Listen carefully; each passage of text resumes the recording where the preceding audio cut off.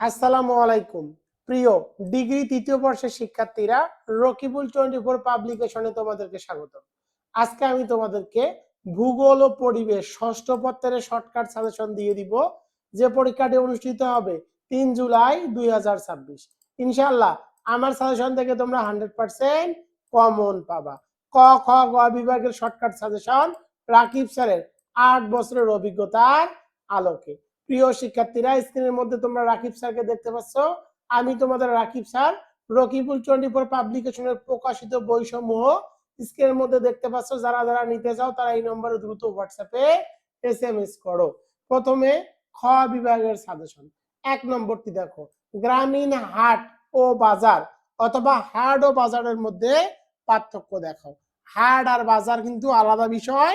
হাট এবং বাজারের মধ্যে পার্থক্য দেখাও, লিখে দিয়েছি আসবে। তারপরটি দেখো, বস্তির উদ্ভব আলোচনা করো, লিখে দিয়েছি আসবে। পৌর বসতির শ্রেণী বিভাগ আলোচনা করো, এটা হলো বসতির, বস্তি না, বসতির উদ্ভব আলোচনা করো, আসবে, লিখে দিয়েছি আসবে। পৌর বসতির শ্রেণী বিভাগ আলোচনা করো। 4 নম্বরে দেখো, শহরতলির বৈশিষ্ট্য আলোচনা করো। শহরতলি যে একটা জায়গা আছে, সেই শহরতলি কি, তার বৈশিষ্ট্যগুলো কি, সেটা আলোচনা করো। 5 নম্বরটি দেখো, 5 নম্বরে নগরের ভূমির ব্যবহারের ধরন সমূহ আলোচনা করো, লিখে দিয়েছি আসবে। 6 নম্বরটি দেখো, বাংলাদেশের নগরায়নের সমস্যাগুলো উল্লেখ করো, বা নগরায়নের প্রধান যে সমস্যাগুলি সেগুলো আলোচনা করো।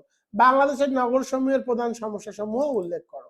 7 নম্বরটি দেখো, শহরের পানি দূষণের কারণ কি, শহরে কিন্তু পানি দূষণ হয়, এই পানি দূষণের কারণ কি সেটা আলোচনা করতে বলেছে। 8 নম্বরটি দেখো, 8 নম্বরে নগরের দূষণের ক্ষতিকর প্রভাব সমূহ লিখো। 9 নম্বরে বাংলাদেশের শহরের নাগরিক সুবিধার প্রকৃতি ব্যাখ্যা করো বা আলোচনা করো। 10 নম্বরে গ্রামীণ বসতির গড়ে ওঠার প্রাকৃতিক নিয়ামক সমূহ ব্যাখ্যা করো, প্রাকৃতিক নিয়ামক সমূহ ব্যাখ্যা করো। 11 নম্বরে জনসংখ্যার ভিত্তিতে নগর বসতির শ্রেণীবিভাগ আলোচনা করো বা শ্রেণীবিভাগ করো। 12 নম্বরে গ্রামীণ হাট বাজারের চারটি বৈশিষ্ট্য লেখো। গ্রামীণ যে হাট বাজার আছে, সে গ্রামীণ হাট বাজারের 4টি বৈশিষ্ট্য লিখো। 13 নম্বরে গ্রামীণ বাজারের অর্থনৈতিক গুরুত্ব ব্যাখ্যা করো। 14 নম্বরে নগর কেন্দ্র ও নগরায়ন কি। 15 নম্বরে মানব বসতির সাংস্কৃতিক বৈশিষ্ট্যগুলো আলোচনা করো বা উল্লেখ করো।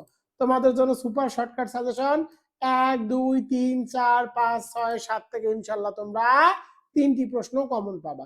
তোমাদের সকলের প্রতি রিকোয়েস্ট থাকবে, আমি এখানে মোট 15টি প্রশ্ন দিয়েছি, এই 15টি প্রশ্ন পড়ে যাবা, তাহলে এখান থেকে তোমরা ইনশাল্লাহ 5টি প্রশ্ন কমন পাবা। তো দেখো, তোমাদের জন্য আরো এখানে এক্সট্রা প্রশ্ন দেওয়া আছে, স্ক্রিনের মধ্যে প্রশ্নগুলো দেখতে পাচ্ছ, তোমরা চাইলে এই প্রশ্নগুলো একবার করে দেখে যেতে পারো।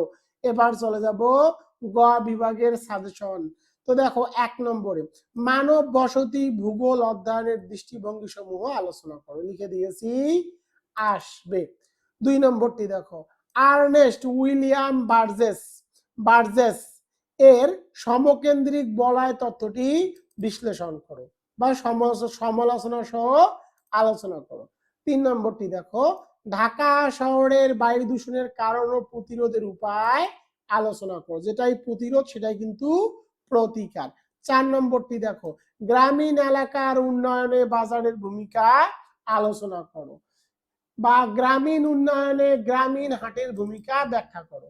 5 নম্বরটি দেখো, বাংলাদেশের গ্রাম শহর অভিগমনের, অর্থাৎ গ্রাম থেকে শহরে অভিগমনের কারণ সমূহ ব্যাখ্যা করো। 6 নম্বরে গ্রামীণ হাট বাজারের উৎপত্তি ও বিকাশ আলোচনা করো। 7 নম্বর প্রশ্নটি দেখো, নগর কাঠামোর হ্যারিস ও উইলম্যানের মডেল ব্যাখ্যা করো। 8 নম্বরে বাংলাদেশের নগরায়নের বৈশিষ্ট্য সমূহ ব্যাখ্যা করো। 9 নম্বর প্রশ্নটি দেখো, 9 নম্বরে বাংলাদেশের নগরায়নের ক্রমবিকাশ আলোচনা করো। 10 নম্বরটি দেখো, কেন্দ্রীয় বাণিজ্য এলাকার বৈশিষ্ট্যগুলো ব্যাখ্যা করো। 11 নম্বরে নগরায়নের উপাদান সমূহ বর্ণনা করো। 12 নম্বর প্রশ্নটি দেখো, কেন্দ্রীয় স্থান তত্ত্বের প্রবক্তা কে, এই তত্ত্বের মূল ধারণা ও বক্তব্যগুলো কি, কেন্দ্রীয় স্থান তত্ত্বের সুবিধা এবং অসুবিধাগুলো কি কি বা আলোচনা করো। 13 নম্বরটি দেখো, নগরীয় নগরীয় পরিষেবা বলতে কি বুঝো, শহরের সেবা সমূহের গুরুত্ব বর্ণনা করো। 14 নম্বরটি দেখো, বাংলাদেশে দ্রুত নগরায়নের কারণ বিশ্লেষণ করো। 15 নম্বর প্রশ্নটি দেখো, বাংলাদেশে নগরায়নের ফলে উদ্ভূত পরিবেশগত সমস্যা সমূহ বিবরণ দাও। শর্টকাট সাজেশনে 1 2 3 4 5 থেকে ইনশাআল্লাহ তোমরা 3 থেকে 4টি প্রশ্ন কমন পাবা। স্ক্রিনের মধ্যে দেখতে পাচ্ছ 1 2 3 4 5 6 কালার করে দেই, দেখো 1 2 3 4 5 6, এখান থেকে তোমরা 3 থেকে 4টি প্রশ্ন কমন পাবা। তোমাদের সকলকে বলা হলো তোমরা অবশ্যই 15টি প্রশ্ন পড়ে যাবা, তাহলে এখান থেকেই তোমরা 5টি প্রশ্ন কমন পাবা। তোমাদের জন্য এখানে আরো এক্সট্রা 4টি প্রশ্ন দেওয়া আছে, তোমরা চাইলে এই 4টি প্রশ্ন একবার করে দেখে যেতে পারো। তো দেখো ক বিভাগের সাজেশন উত্তর স্ক্রিনের মধ্যে দেখতে পাচ্ছ, তোমরা এগুলো স্ক্রিনশট নিয়ে রাখো। এগুলোর স্ক্রিনশট নিয়ে পর তোমরা এগুলো একদম মুখস্থ করে নাও, এগুলো কিন্তু তোমাদের জন্য খুব ইম্পর্টেন্ট, এগুলো থেকেই তোমাদের পরীক্ষায় কমন আসবে। তোমরা এগুলো স্ক্রিনশট নাও, একদম সহজ ভাষায় কিন্তু আমি উত্তরগুলো লিখে দিয়েছি।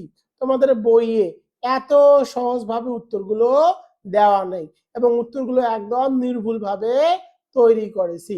স্ক্রিনের মধ্যে তোমরা দেখতে পাচ্ছ, এগুলো তোমরা দ্রুত স্ক্রিনশট নাও এবং স্ক্রিনশট নিয়ে মুখস্থ করো।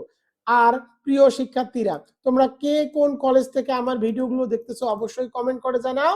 আর রকিবুল 24 পাবলিকেশনের প্রকাশিত যে কোনো সাজেশন ক্রয় করার জন্য স্ক্রিনের মধ্যে দেখতে পাচ্ছ, যে কোনো সাজেশন ক্রয় করার জন্য দ্রুত এই নম্বরে হোয়াটসঅ্যাপ অথবা ইমোতে কন্টাক্ট করো। তোমাদের সাজেশনগুলো উপকার এসে থাকলে অবশ্যই তোমাদের ছোট যে ভাই বোন আছে সকলকে জানিয়ে দিবা যে রকিবুল 24 পাবলিকেশনের সাজেশন 100% কমন।